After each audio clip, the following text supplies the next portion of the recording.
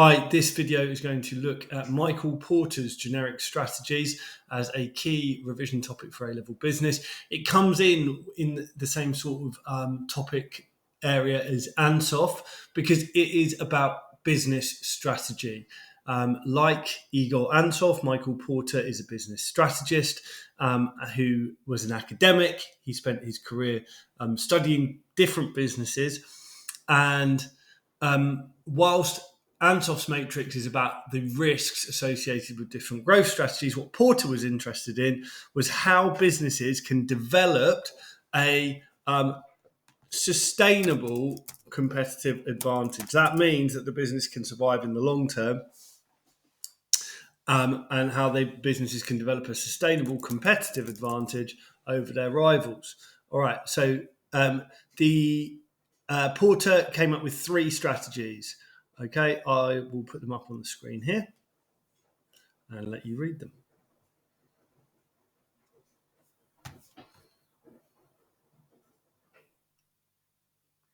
All right, so Porter said that a business can go for a cost leadership strategy. Being a cost leader means you're aiming to be the lowest cost producer in the market. Remember, the costs are what the business pays to manufacture a product. So the lowest cost producer in the market, let's say the market is t-shirts, you want to be the producer who doesn't pay £4 to manufacture a t-shirt. You want to pay £1 to manufacture your t-shirt. You're the lowest cost producer in the market, and you usually have the aim of passing on those lower costs onto the consumer in the form of lower prices. Okay, so your sustainable competitive advantage comes from the fact that you can earn a profit on each t-shirt that you make, even if you're only selling it for a very low price, because you are the lowest cost producer in the market. So examples of businesses that follow cost leadership are Audi and Ryanair.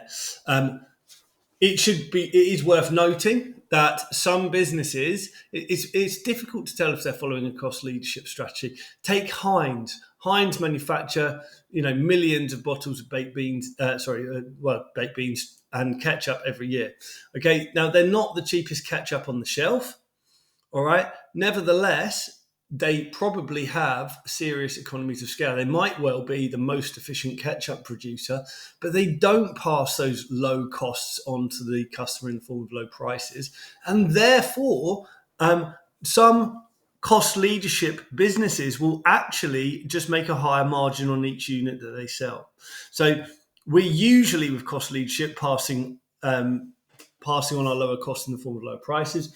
But great advantage if you don't pass on those low costs, because then you get higher profit margins.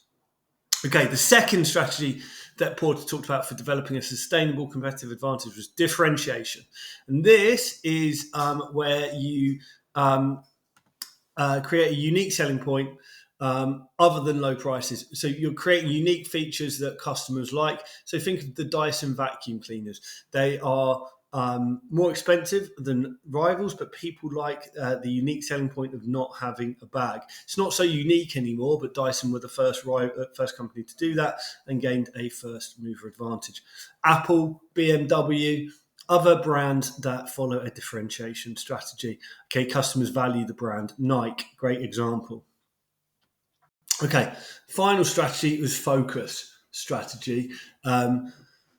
A focus strategy is where you focus on a niche market and you generate competitive advantage by being the best at serving that segment. Now, often you'll see the generic strategies presented like this. Give you a second just to take that in. Okay, so on the left-hand side here, we've got the source of competitive advantage, either cost or differentiation. And then on this axis, we've got niche and mass. And I've just told you Porter said three.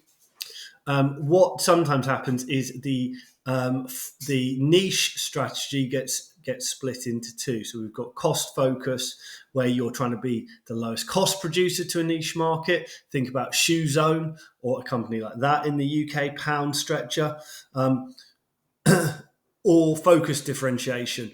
Think about a high-end jeweler or something like that. So you're focused on the niche market, but you're taking either a low cost or a focus differentiation position in that market. And then we can see our other two strategies here. Being the cost leader, being differentiated, they are mass market strategies. Okay, so what did Porter warn against? Porter warned against stuck in the middle. All right, what was being stuck in the middle? Not being cheap enough, differentiated enough, or clearly focused enough on a niche market. Trying to be everything to everybody. Porter said that is not a good strategy. He said pick one. Be cost leader. Okay, pass on those low costs and low prices, and be the lowest cost, lowest price manufacturer, or be highly differentiated. But don't try and do both. Otherwise, you're not going to be successful. Your message will not be clear and customers will get confused. Okay, so why am I saying this is a key topic? Number one, it links to economies of scale. These are needed for a cost leadership strategy. You can show off your knowledge of economies of scale when you're talking about cost leadership strategies. Secondly, it helps you to show the examiner you can differentiate between cost and price in the way that we've just laid out. The cost is paid by the manufacturer. That may or may not be passed on to the consumer in the form of lower prices. Finally, it allows you to bring in price elasticity of demand, in an analytical way that examiners will love. Cost leadership is a good strategy if demand is price elastic because you can cut price and sell more units. Differentiation can lead to a perception that there are no substitutes for a good.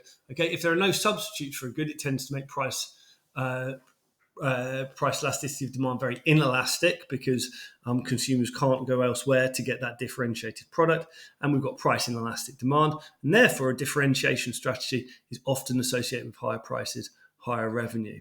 All right. Also, it's often just outright assessed in a longer question. There'd be multiple questions, particularly on Edexcel, such as, should this business follow cost leadership or should it be differentiated? Okay, you can also evaluate Porter. Sainsbury's had a slogan for many years: good food costs less at Sainsbury's. You can see good food, differentiation, cost less, cost leadership at Sainsbury's. All right. Porter would say that's a terrible slogan because customers are going to get confused. In reality, some businesses seem to get away with it. So hopefully that is helpful. I expect that was longer than 5 minutes, but hopefully it was helpful nonetheless.